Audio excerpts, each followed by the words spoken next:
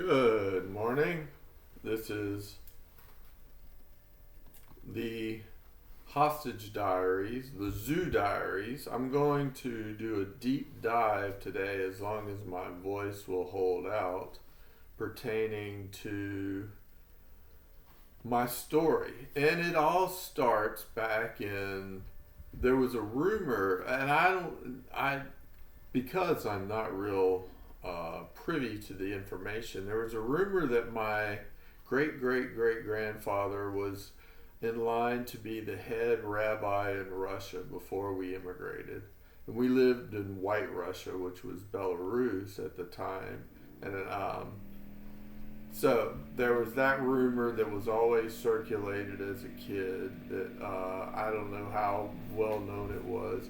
But then we moved, my family immigrated, and we had one of my great-great-grandfathers had a peddler cart in New Orleans is how he started out selling stuff, which were very prevalent. The Southern Museum of Jewish Experience has examples of it, and ended up, I don't know for sure if we actually had a storefront in New Orleans or whatever, but around this time, lumber was it's called the Green Empire around Bogalusa, Louisiana. It was the biggest lumber area of the nation. And so my family moved in the 1800s to Bogalusa and opened the Marx Mercantile store. And I've got a picture of it on my Facebook page.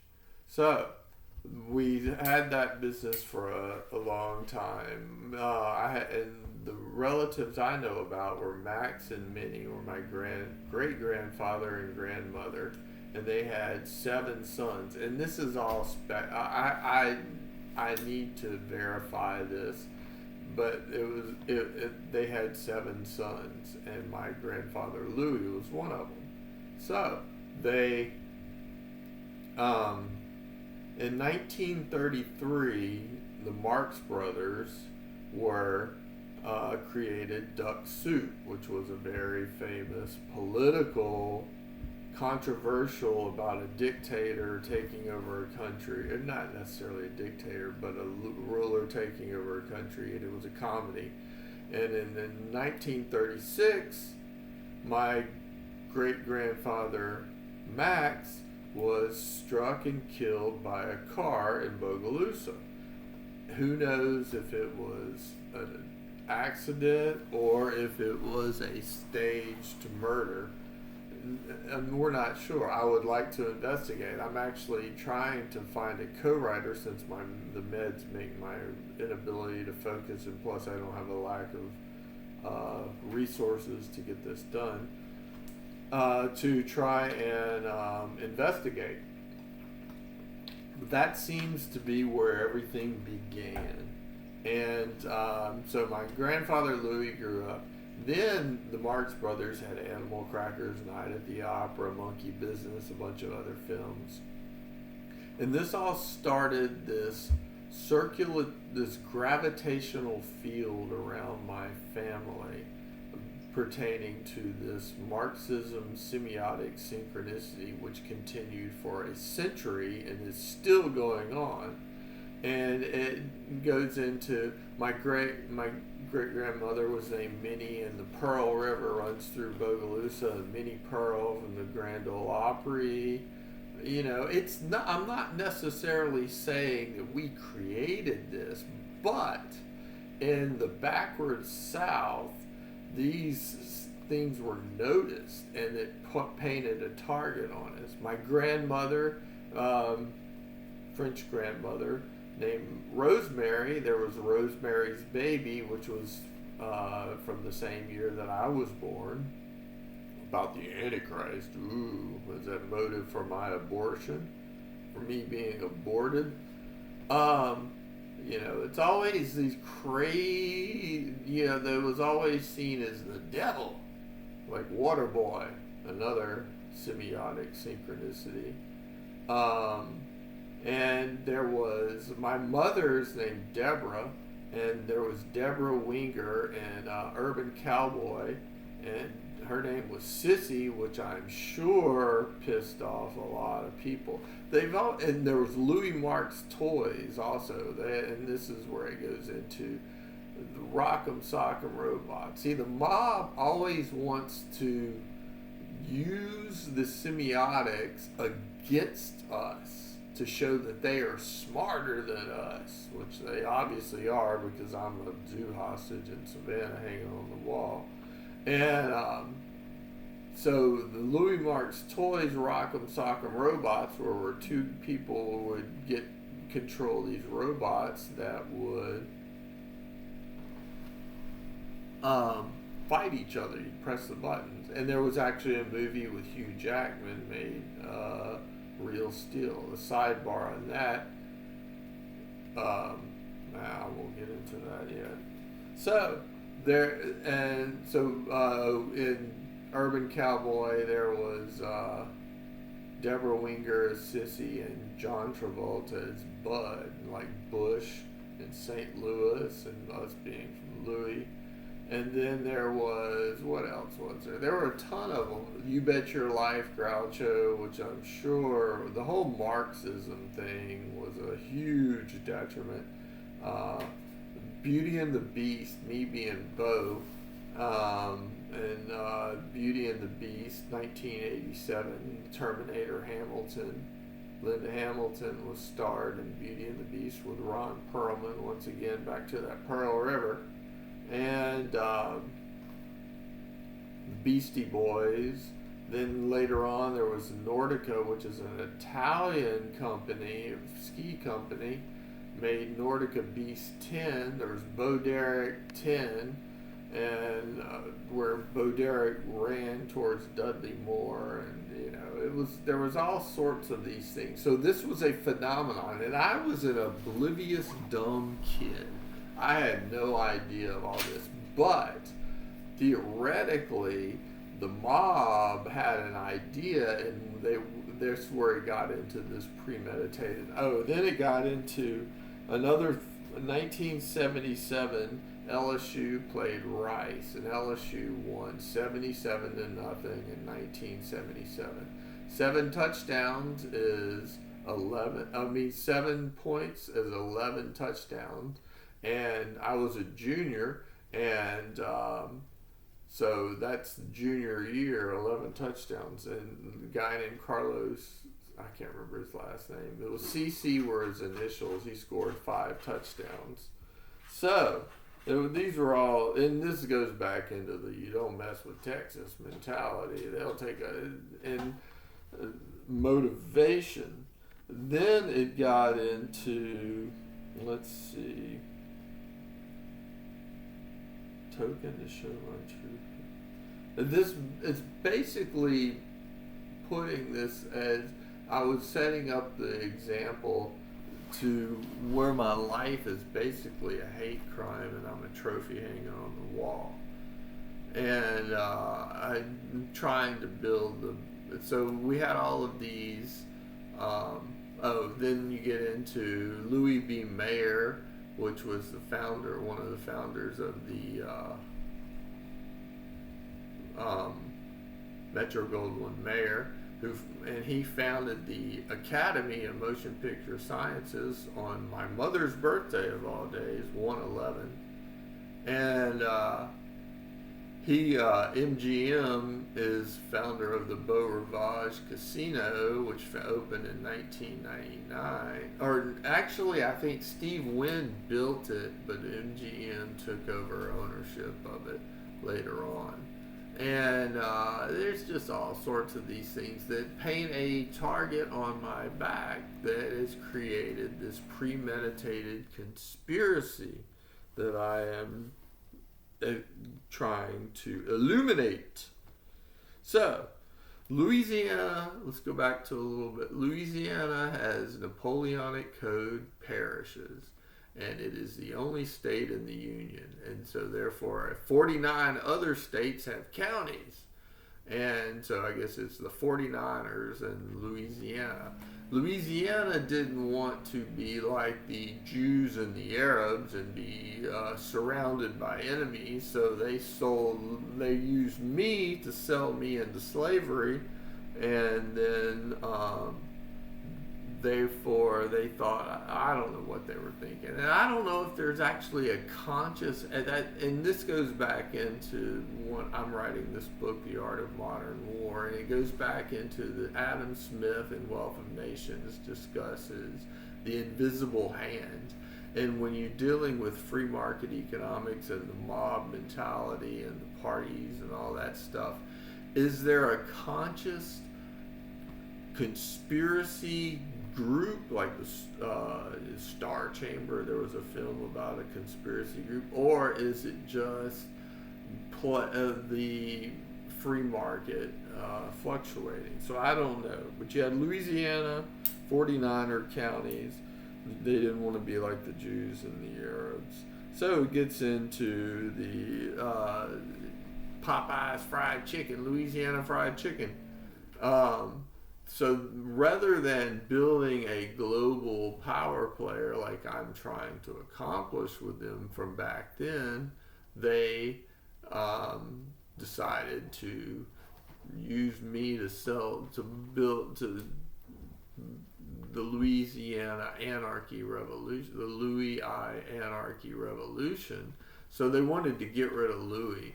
There is no Louis in Louisiana, and I'm trying to become the leader as far as at least illuminate through my books and things like that, my theories and my plans to try and facilitate a development.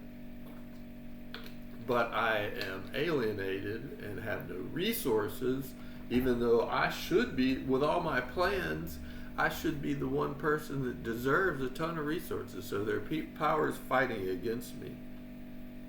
So we got Louisiana raising Cain, Cain and Abel, brother killed brother, Popeye's fried chicken, J.R. Ewing, that was another big one. EWE, Edwin Washington Edwards from Marksville, of all places, the corrupt governor of Louisiana and storied figure. So J.R. Ewing comes out, and then U and the Rams, like St. Louis Rams, who moved to LA, all back and forth. Bush League, Beautician. I was confirmed at St. Jean Vianney. I did research into it. I think the St. Jean Vianney parish was founded in 1976, so it doesn't seem to be like there was a conspiracy.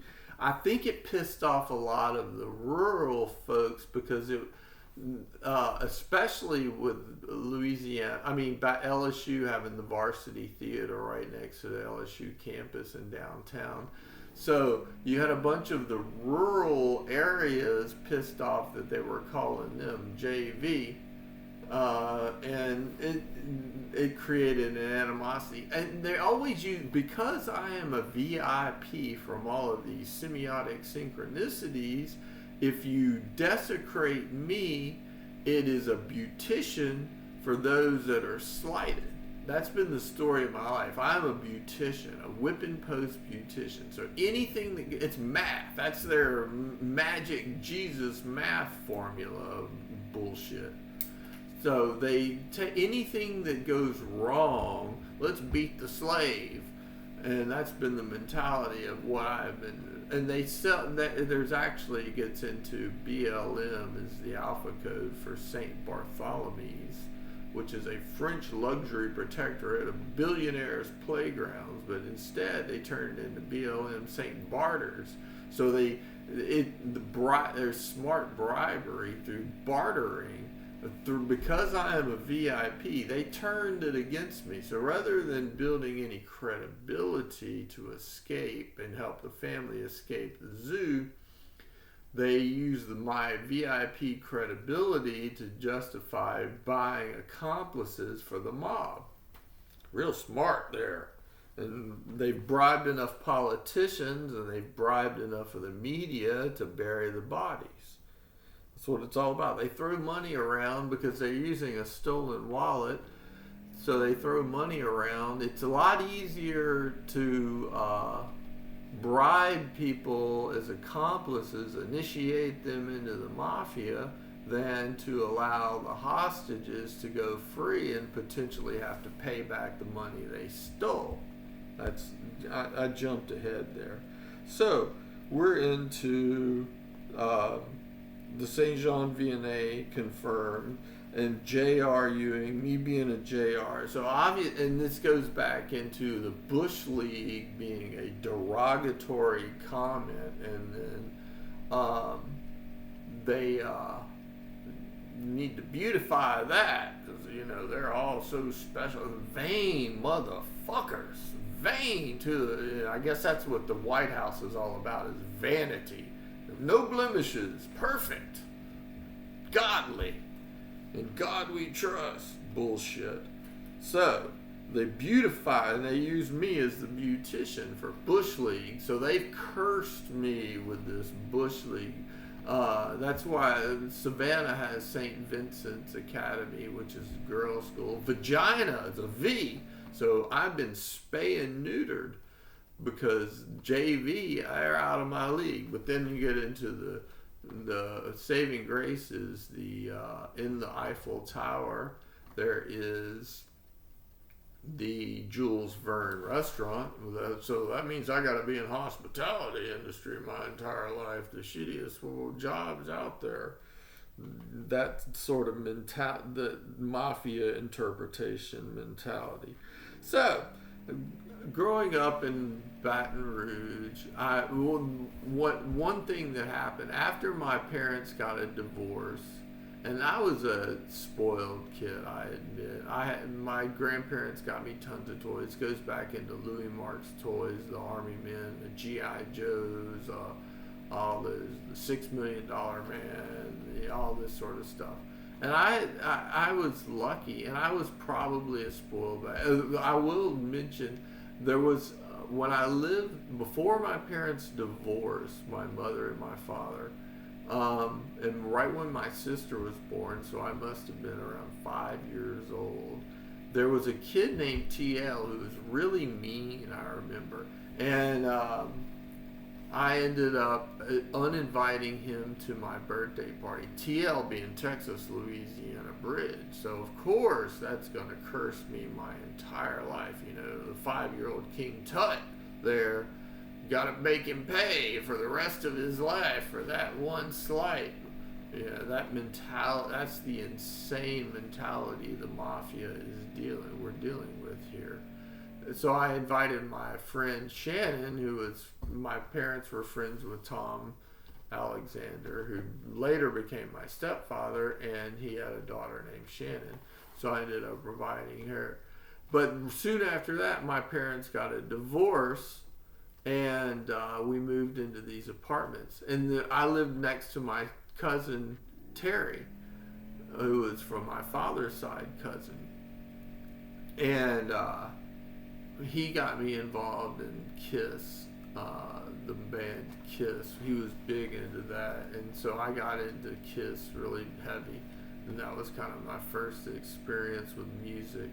And there were these girls that used to chase us and try and kiss us, and us being stupid we used to run from them. So one day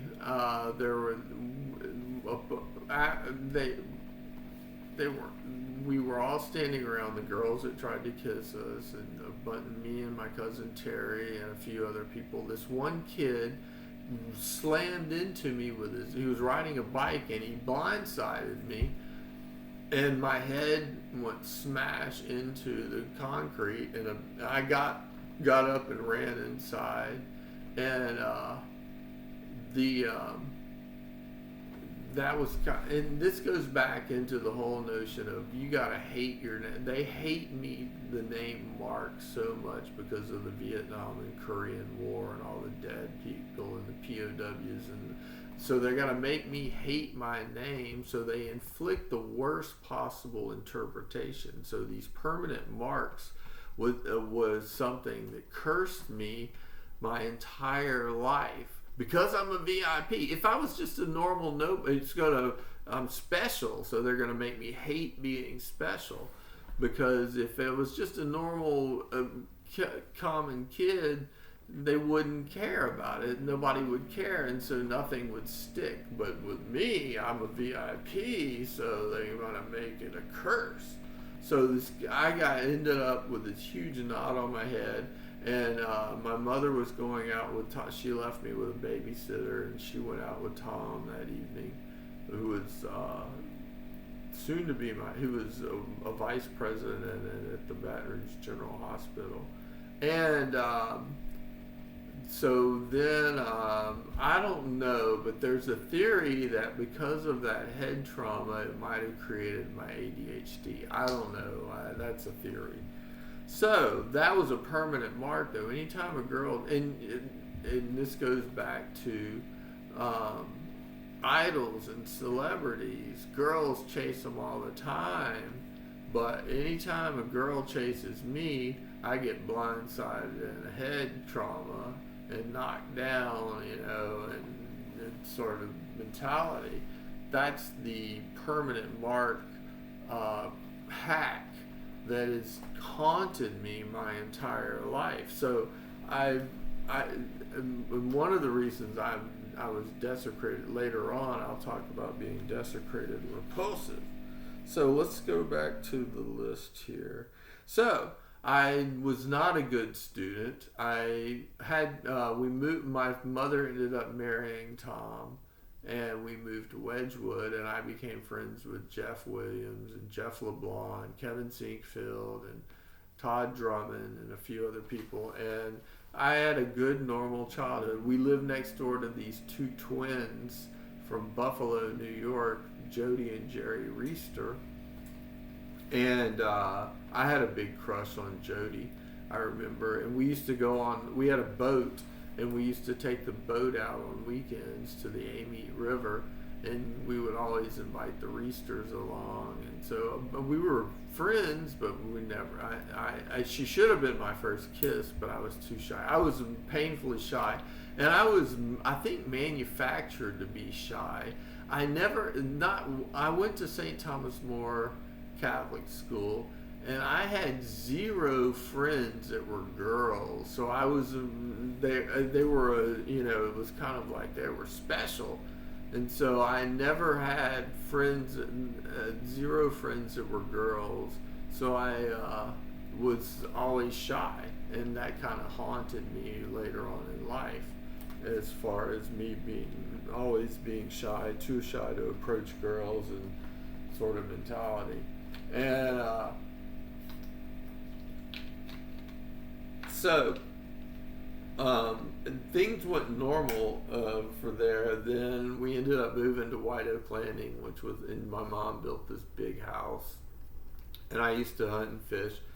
I did get caught shoplifting beetle spin. We found this fishing hole. The White Oak Landing had a bunch of lakes, and there was this one fishing hole that we found, and the white perch, sockeye, crappie, whatever you want to call them, there were tons of them, and we used to catch them, and we could catch them on beetle spins.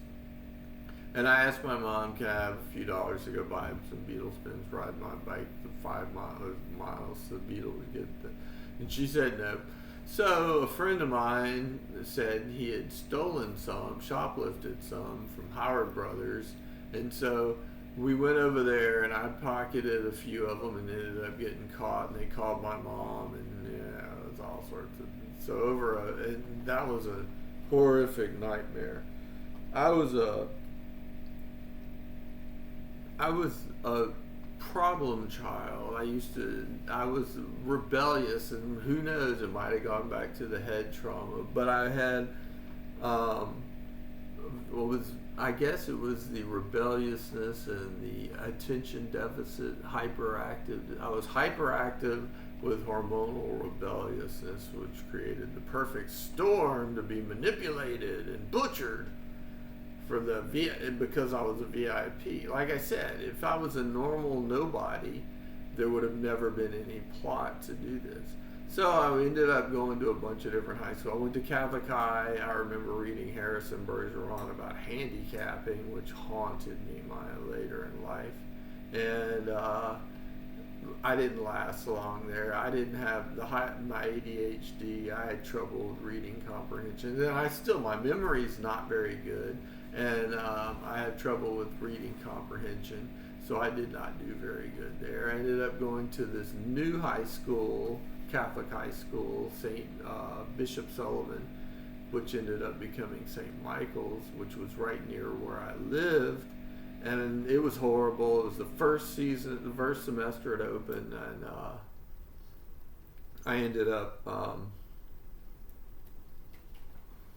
we 25 minutes already? I haven't gone. So I ended up going to Woodlawn for one semester. Then my stepfather got a job offer. In West Texas, Tom Green County, and he had a daughter named Shannon. It was Shannon Medical Center. And Tom Green County, he was Tom. And San Angelo, Castle San Angelo, where the Pope had in Vatican City.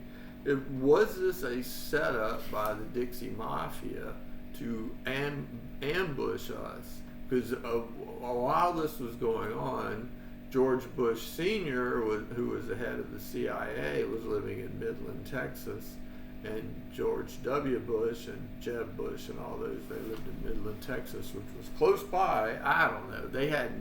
It was still before George Bush became I don't know what year he became vice president and what year he ran for president. But there was definitely the whole mentality. So we get invited over, and I got held back because I was always the youngest kid in my class. So there was actually a kid, Michael Murray, who had the same birthday in my same class, and he was a year older than me. So I was the youngest kid in my class, and we ended up moving. So my mother, because the educational requirements were more stringent in Texas, I ended up repeating 10th grade. So, and there's a building called 1010 Common, which was the former Bank of New Orleans building in New Orleans. Coincidence? I think not. Too many coincidences in my case. That's your gravitational pattern. That's called science. So, I ended up going, and I did okay there. It was an open campus, like a college student. In my senior year, I only had 2 or 3 classes because I had I never failed any classes. I never did that great in them. I got B's and C's mostly. I played JV golf, which was a curse. I didn't make the varsity team, which is a curse because JV, the junior Bush League, will haunt me for an entirety of my life. Let's see, youngest in the class. Was it Premeditation, Assassination? Little Caesars, Don't Mess with Texas from the 1977 Rice, LSU, JR. 11th grade junior. Then my stepfather, my senior year, my stepfather got whacked with some sort of crisis, and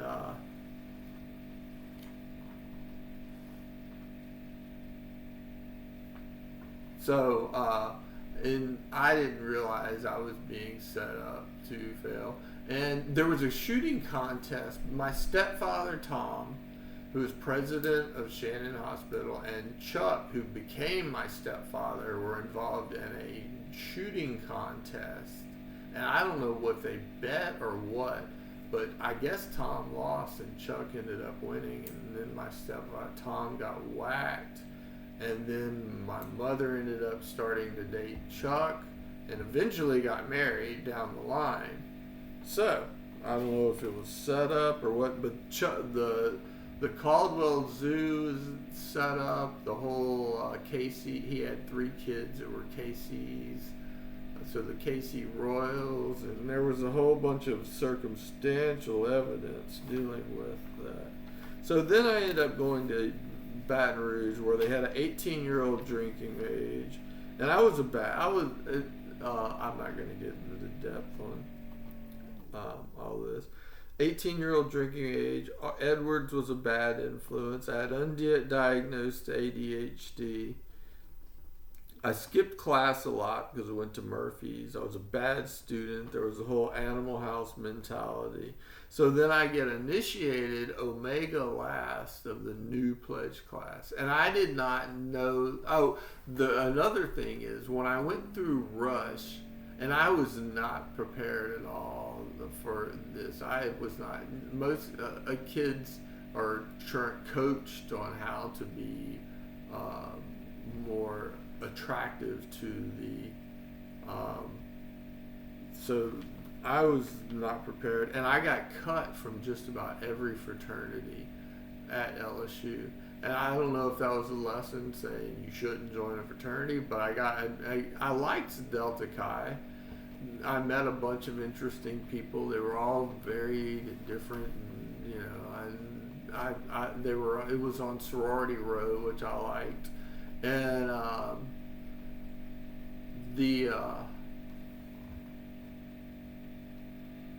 so I ended up joining, and went through Hell Week, and I was friends with a lot of actives, and I didn't get hazed a lot as a pledge.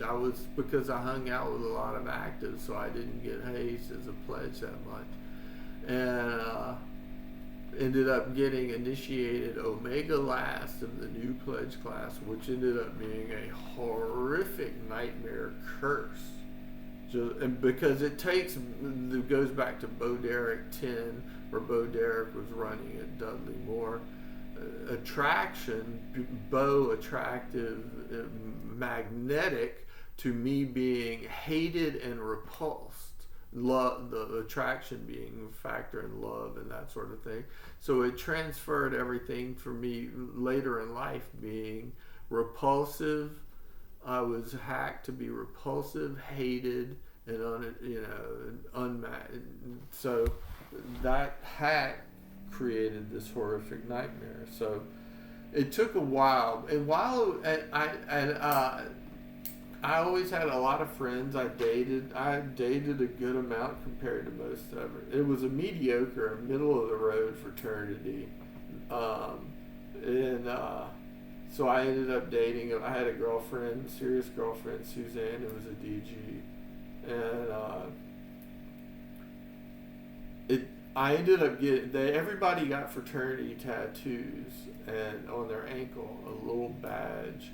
And I was stupid. If I would have known I had no idea that the whole initiation thing. But then again, is it only because I am special?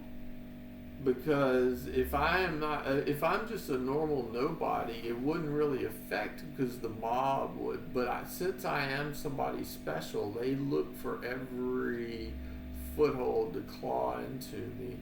So therefore, it was a curse to me. But if I would have been just a normal nobody, I doubt it would have even affected me. I would have probably never been. So I ended up getting a fraternity tattoo stupidly. But like I said, it was only because I was special that this happened. And all along this time's going on, we have Ferris Bueller, there's Johnny B. Good, and there's all these symbiote, and I've been documenting them on my Twitter and Facebook pages of all these semiotic synchronicities pertaining to my case, and it was pretty much a nightmare. So, Cousin Henry is born. He's got my background is my father's Jewish, and his mother was French, and my mother is English. So my mother's brother marries a lady from Baton Rouge who has ties to New Orleans, and she ends up having a baby, Henry, I think I was a senior in high school when he ended up being born. But he's got Baton Rouge blood going through him. His grandparents worked at LSU and all that sort of stuff. So this goes back to the Psycho Masters of the State strategy. Baton Rouge chose him over me. So I went through I had my first real job, which was a terrible job, cold call sales for copiers, and I was terrible at it. And because I was shy and I had ADHD, I was terrible at it. So I was a failure. Then I tried to be a writer, so I went into the Subversive Culture studies. I've always wanted to do a doctoral dissertation in subversive cultures and their effect on economic and political policy is my dissertation that I've been wanting to present, but I've never been able to. I've got a ton of material on that. Did I mention that the 1982, it goes back to LouisIAna's toys, the Rock'em Sock'em Robots, Real Steel, Hugh Jackman. I'll get into. I dated this girl named Rebecca, and this was when I was in my heavy into the beatniks and the hippie phase of studies, and I got a job at Sammy's, and I was working like 100 hours a week and eating bad, and I got diagnosed with ADHD and gotten put on Dexedrine, so I was on that. I was smoking grass, so I was all fucked up in the head, and ended up wanting to leave. I had been wanting to move to Colorado for a long time, and she had a trust fund. I had saved up some money.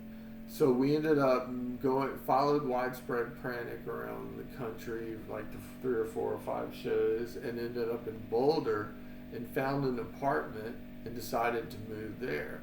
So we pack up, she packs up all her stuff, and she's got a ton of furniture, and I've got just my golf clubs, my stereo, boxes of stuff, and leave my car in Baton Rouge, figure I'd come back and get it if things worked out, and we moved to Boulder, and I ran out of money. I tried to get a job. I used to read the paper every day. There were no jobs because it was a college town. I couldn't find a job, so I ended up owing her like a few $1,000s for rent, and we smoked a good bit of grass there, and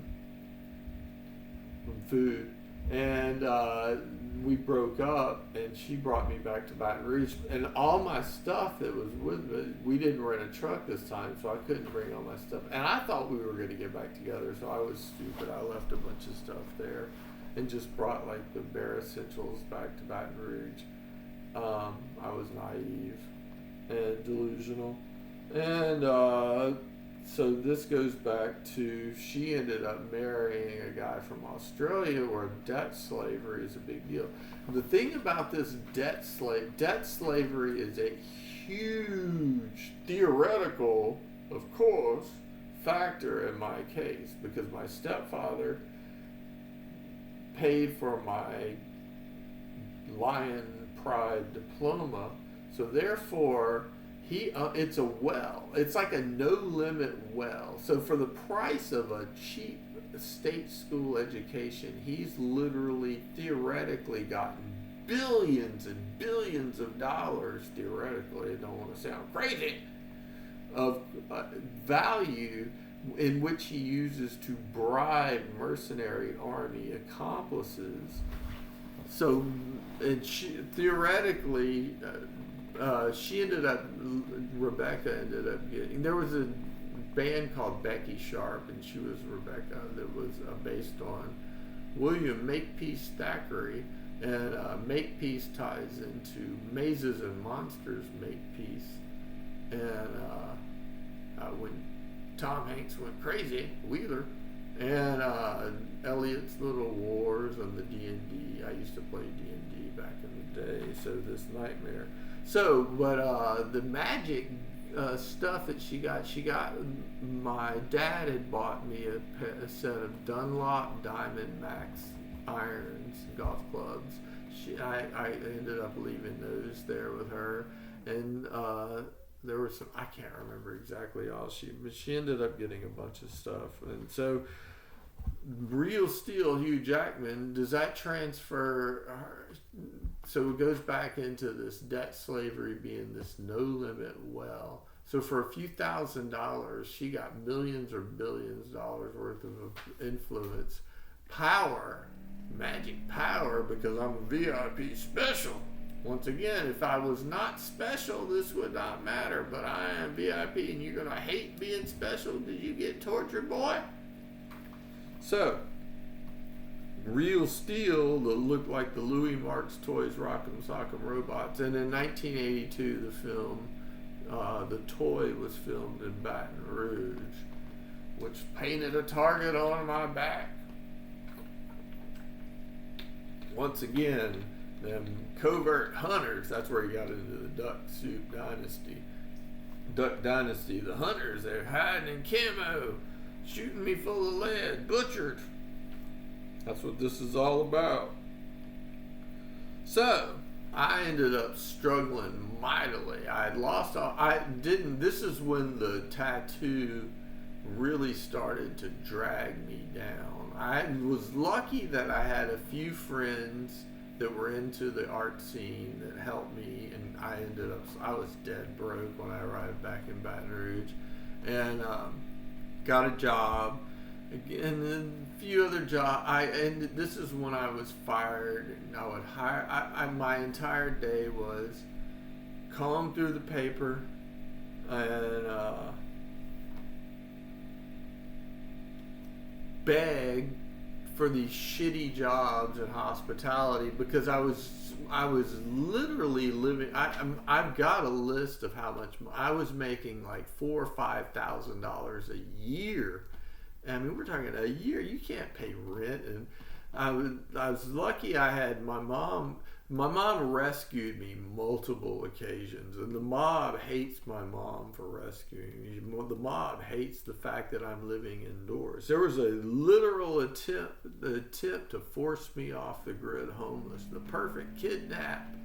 Bury the bodies, because you VIP special. We don't want you to rise up and make us pay for eating you some fancy New Orleans victuals.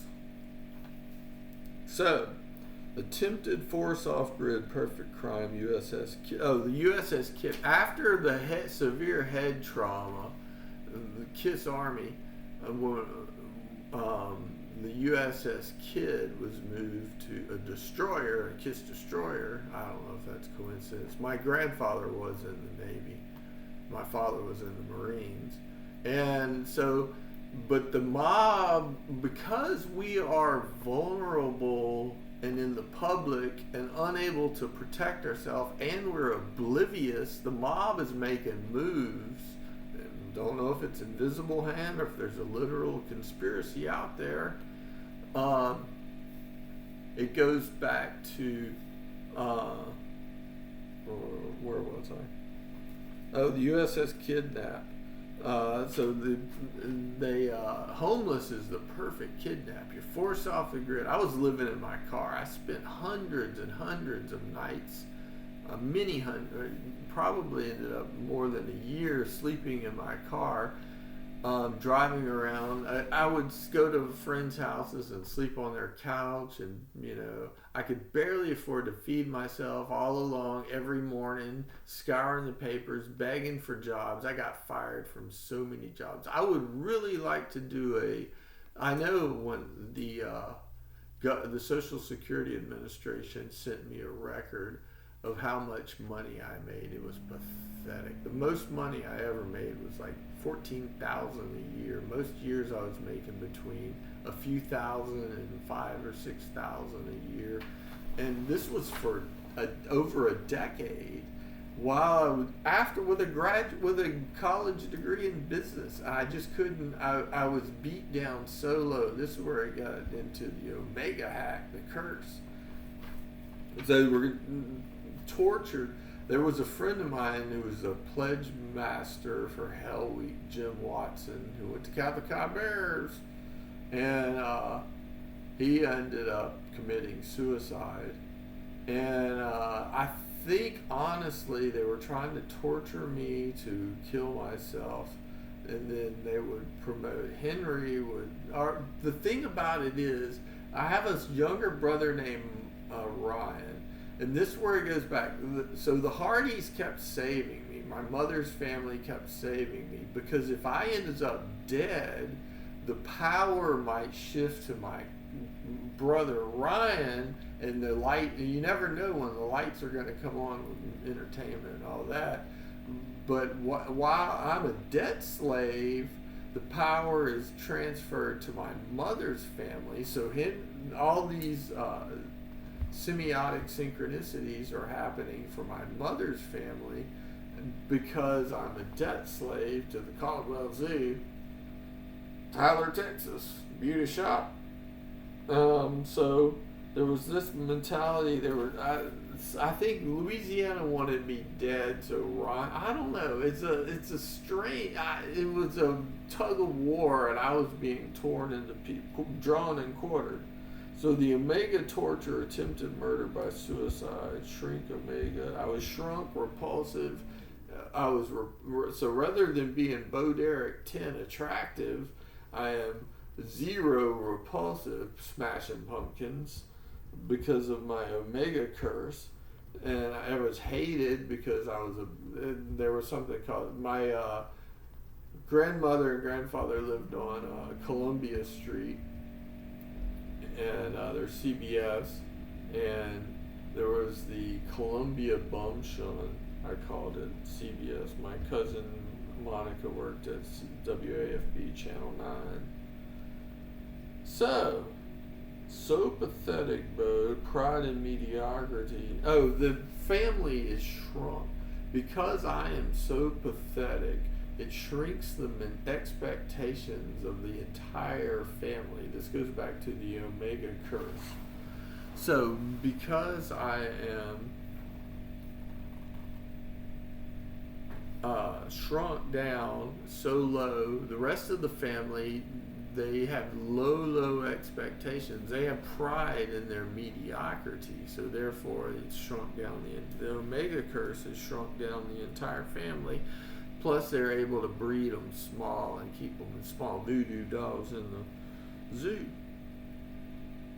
Forced illegal. Oh yeah, it was forced illegal.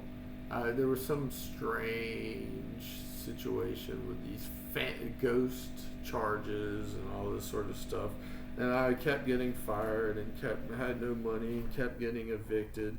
So forced illegal when I ended up, I think I was supposed to live off it.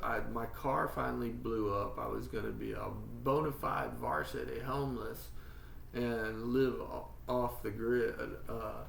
But I ended up getting rescued by Jackson Hole, by Vail Corporation. So there was the HAH is my cousin's initials, and Henry Ford, so I have no car, even though GM was founded on my father's birthday, Walker, Texas Ranger. I think we're going to stop there. We're at 48, so we're going to stop right there. 48 minutes, that's long enough.